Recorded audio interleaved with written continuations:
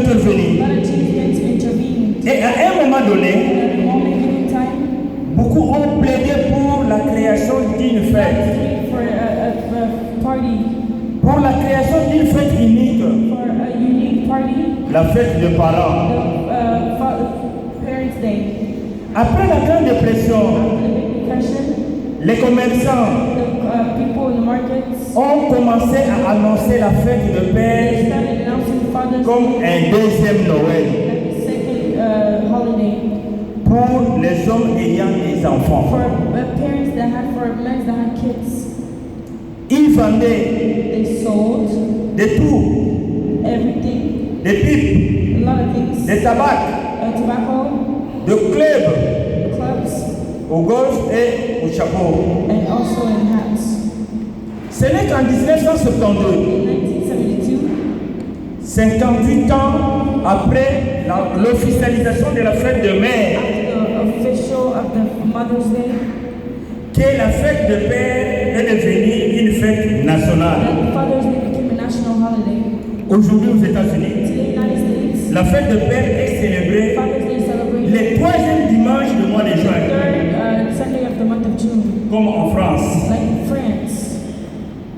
En 1920, cette fête de père a rapporté aux États-Unis d'Amérique 17 milliards de dollars.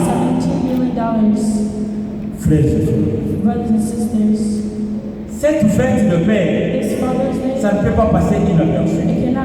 Aux États-Unis d'Amérique, c'est une journée consacrée pour la boisson, la nourriture, le visite, et ça fait entrer beaucoup d'argent dans la caisse. Les enfants sont censés donner des cadeaux au papa. La maman également doit donner des cadeaux pour la célébration de la fête. Peut-être que vous n'avez pas encore fait. Maman, je vais penser à cela. J'ai besoin de ça. Voici la façon dont cette fête est célébrée. Frères et sœurs, voilà combien de foyers il y a. Il y a la fête de mère, il y a la fête de père. Mais où est la place des enfants?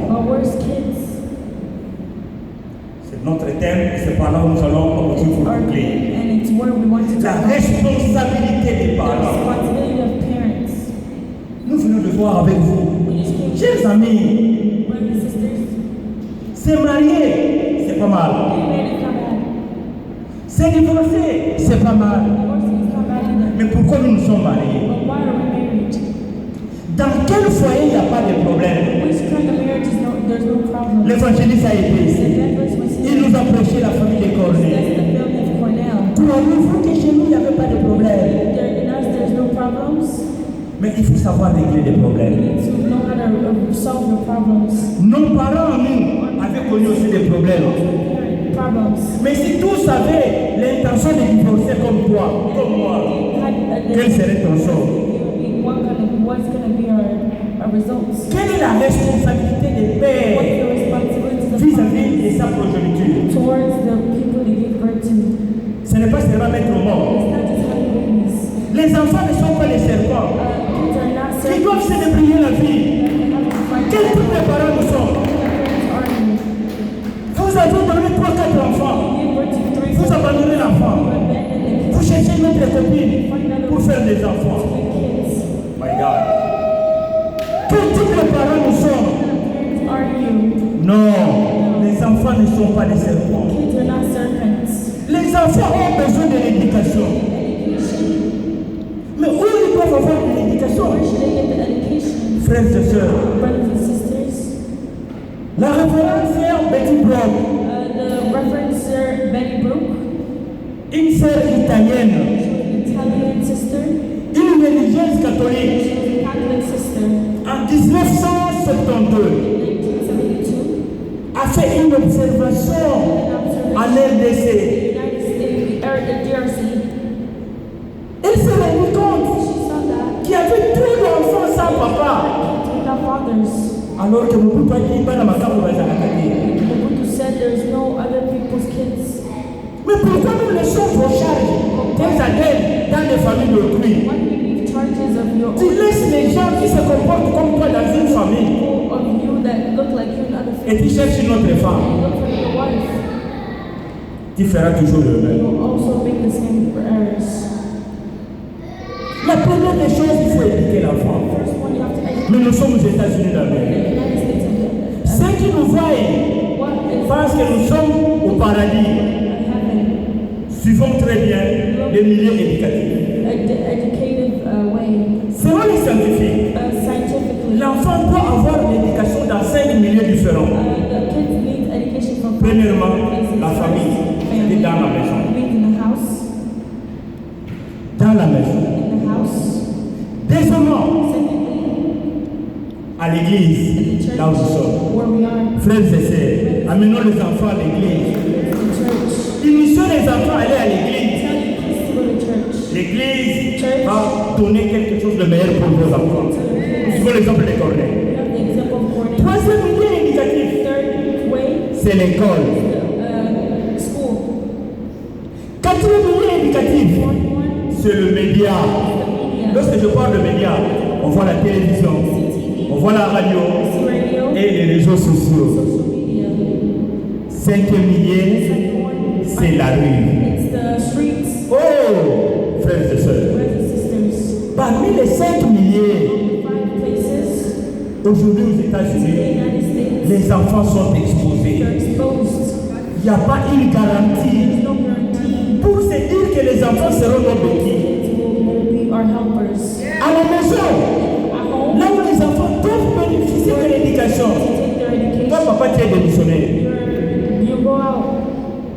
Tu es démissionnaire parce que la femme est mauvaise, parce que la femme est impolie, parce qu'elle n'est pas jolie, parce qu'elle a des seins qui regardent au sol. Frères et sœurs, cette femme aujourd'hui fanée, c'est toi, c'est moi. Cette femme aujourd'hui impolie parce qu'elle a mis au monde. Wow. Vous laissez les enfants. Les enfants deviennent des enfants monoparentaux. Ils n'ont que l'éducation de leur maman. C'est le bas insuffisant. Voilà le plus grand danger. Dans nos maisons, nous avons introduit la télévision. Nous avons introduit des téléphones.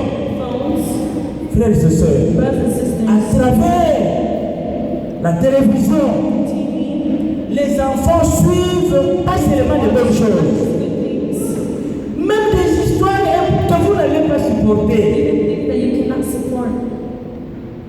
À travers leur téléphone, vous trouverez votre fille coffrée dans la chambre, votre garçon coffré dans la chambre. Ils sont en train de suivre des films pornographiques. Comment faire de l'amour, comment tuer, comment fumer. Vous ne savez pas. Vous ne contrôlez pas les enfants. Nous ne contrôlons pas les enfants. Les enfants sont bloqués dans la chambre. Et le lendemain, c'est la pratique.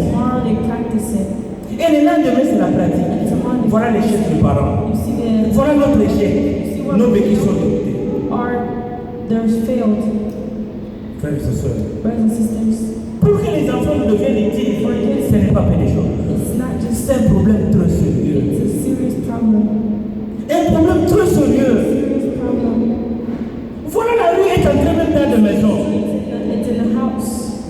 Eh bien, nous sommes restés avec le père millier. Maintenant, l'église. L'église, l'école. Frères et sœurs, aujourd'hui dont je vous parle, l'église aussi devient un danger. Lesquelles églises nous devons envoyer les enfants? Ah, vous et moi, sans que je ne vienne pour gêner les pasteurs évangélistes, vous allez me dire, je ne suis pas venu pour vous attaquer. Combien de pasteurs sont des occultistes? Combien de pasteurs sont des coureurs des jumeaux? Combien de sœurs dans les églises ont des enfants de pasteurs, des évangélistes? Quel modèle de vie? Et aujourd'hui, même dans des églises, il y y a une religion satanique qui est entrée. Frères et sœurs, nos enfants sont maintenant en un plus grand danger. Dans les écoles, c'est depuis très longtemps qu'on enseigne déjà le Satan ici aux États-Unis d'Amérique. Et la religion satanique est entrée même dans les écoles. Où faut-il amener les enfants? Sur la rue, n'en parlons pas. Vous allez me poser la question, mais ici, quelle rue? Dans le parc. Là où nous amenons les enfants pour venir faire le soir. Les enfants peuvent apprendre beaucoup de maîtrise encore. La création, c'est pour vous dire, frères et sœurs, que le États-Unis pour nos enfants n'est pas seulement une bénédiction. Il faut que nous venions pour que la bénédiction soit. Si nous ne venions pas, ça c'est notre échec. Cette fois-ci, il ne faut pas tuer. Les gens de laisser de nous tuer.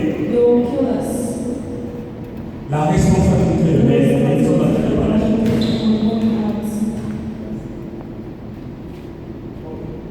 La responsabilité de l'être. Mais maman, il parle de responsabilité. Il ne pas souffrir. Et quand vous êtes un impact, les mamans ont oublié les problèmes d'enfantement. Combien de mamans meurent lors de la vie?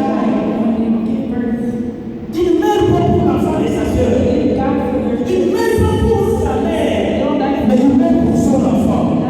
Arrivé aux États-Unis, vous avez oublié l'intérêt des enfants. Vous voyez l'argent. Mais cet argent, pas seulement pour donner aux enfants ici, pour les nourrir, pour envoyer dans votre famille. Vous avez vos caisses différentes de papa. Lui travaille, mon argent c'est pour moi et ma famille. Et tu oublies que tu devais mourir dans la maternité, toi. À cause de cet enfant. Aujourd'hui, toi, tu es vu le ventilateur de votre famille d'argent et de dollars. Tu oublies tes enfants. Tu es capable de révolter même les enfants, d'haïr leur papa. Tu es capable de révolter les enfants, d'haïr leur papa.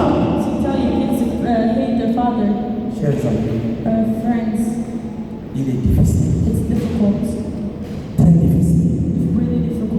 Jamais un jour, là où nous sommes en train d'envoyer de l'argent, ils vont te donner de l'argent pour tes enfants.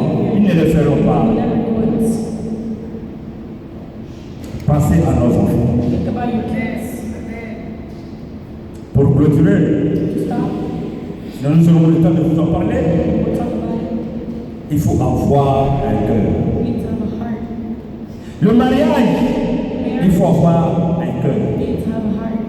Il faut savoir supporter. Il faut savoir penser aux enfants, à la progéniture. Seul, ça ne suffit pas. Seul, ça ne suffit pas. C'est pourquoi, dans la Bible, il est écrit, il n'est pas bon que l'homme soit seul. Dieu a compris que l'homme était triste. Il lui a donné quoi? Il lui a donné une femme. Savoir nous entretenir. Frères et sœurs, le temps est tellement imparti. Nous aurons prochainement, s'il y a une opportunité. J'ai dit, je vous remercie.